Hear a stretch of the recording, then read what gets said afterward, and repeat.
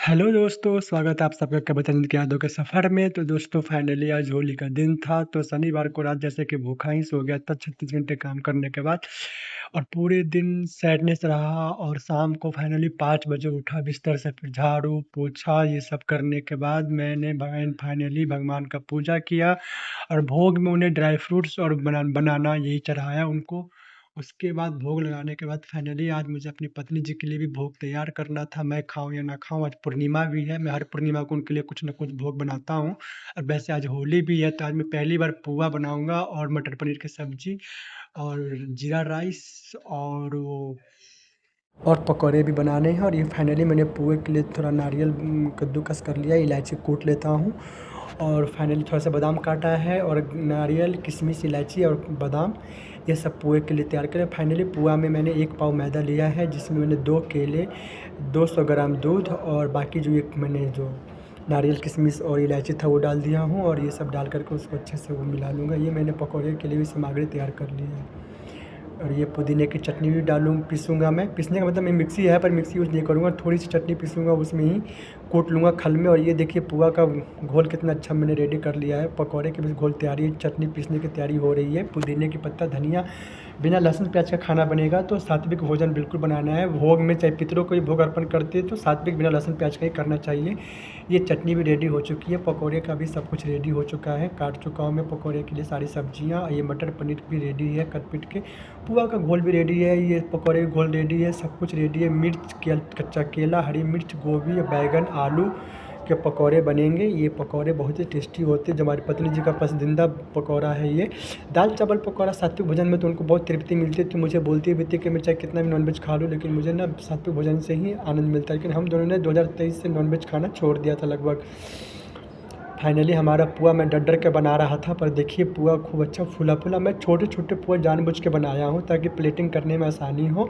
हालांकि मेरी मम्मी लोग को दिखता था मैं बड़ा बड़ा पुआ बनाते हुए, लेकिन ये पुआ मुझे छोटे छोटे फूले फूले खूब सुंदर पुआ बना है और बहुत ही अच्छा ये हो गया। थोड़ा सा ये ना देखने में बहुत प्यारा लग रहा था। फाइनली इधर मैंने सब्जी के लिए सरसों तेल गरम करके जीरा, टमाटर और हरी मिर्च और धनिया पत्ता डाल के मैंने इसमें मसाला, हल्दी, धनिया, मिर्च, गरम मसाला ये सब डाल के मैंने इसको मसाला भूनने के लिए डाल दिया है। और फाइनली इधर जीरा राइस भी रेडी हो चुका है, दूसरी सीटी मार दी है।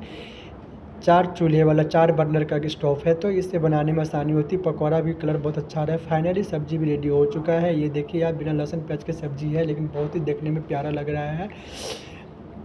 इधर पकौड़े भी तल चुके हैं खूब करारे करारे और जीरा राइस भी रेडी है। ये देखिए जीरा राइस, बिल्कुल कितना अच्छी खुशबू आ रही है इसमें से। फाइनली मेरा राइस रेडी हो गया, सब्जी भी रेडी है। फाइनली मैंने प्लेटिंग कर ली है पत्नी जी को भोग के लिए। उसके ऊपर थोड़े कटे हुए बादाम डाल दिए हैं, शायद में पुदीने के पत्ते थे, लेकिन बाद में मैंने सोचा कि पुदीने के पत्ते हटा देता हूँ, तो सिर्फ बादाम से ही प्लेटिंग कर दी मैंने उनके भोग के लिए। लगभग बहुत अच्छा पुए से खुशबू आ रही थी, जिसमें इलायची की खुशबू तो मन मोह दिया था। और इधर सब्जी भी रेडी हो गया था, इसमें मैंने फटाफट धनिया पत्ता से गार्निश कर दिया। सब्जी की कलर बिना लहसुन प्याज की इतनी अच्छी बनेगी। फाइनली हमारे सनातन धर्म में नियम है कि सबसे पहले चूल्हे पे एक निवाला अर्पण करते हैं, फिर गौ माता को निकालते हैं कटोरी में। गौ माता के जैसे पत्नी जी के लिए चावल और सब्जी प्लेट में निकाल लेते हैं। और उसके बाद ये फाइनली सारा भोग रेडी है। दाल, पकौड़े, सब्जी, चावल, जीरा राइस और मटर पनीर और ये चटनी है, पकौड़े हैं और ये देखिए पुआ है, गिलास में पानी। सब में एक तुलसी का पत्ता रख दूँगा। फाइनली हम आ गए अपने जहाँ पे पत्नी जी की तस्वीर है, वहाँ पे मैं नाना, नानी और मम्मी जी मेरे बहुत ज़्यादा आदर्श हैं। मैं नाना नानी को आदर्श मानता हूँ, क्योंकि हमारी बचपन से लेके मेरे पाल पोस के उन लोगों ने ही मुझे बड़ा किया है। मेरे पिताजी हमें बचपन में ही, जहाँ तक है कि छोड़ के चले गए थे। जब मेरा जन्म हुआ तो मैं पिताजी को नहीं जानता, क्यों हमें छोड़ के गए हमें नहीं पता। इसके बाद ये है कि पत्नी जी को भी मैंने थोड़ा गुलाल लगाया, सिंदूर लगाया, उनके माथे को चूमे, उनसे थोड़ा प्यार किया। और उसके बाद फाइनली मैंने भी उनके गालों से अबीर लेके अपने गालों पे लगाया।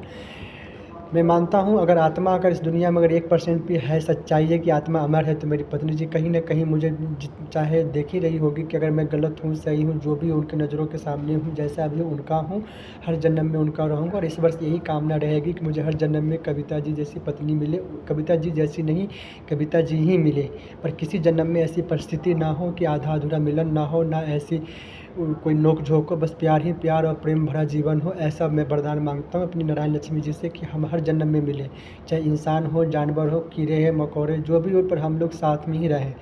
इस बार से यही विनती है। तो मिलते हैं नेक्स्ट ब्लॉग में। आपका दिन शुभ हो। जय श्री कृष्ण, राधे।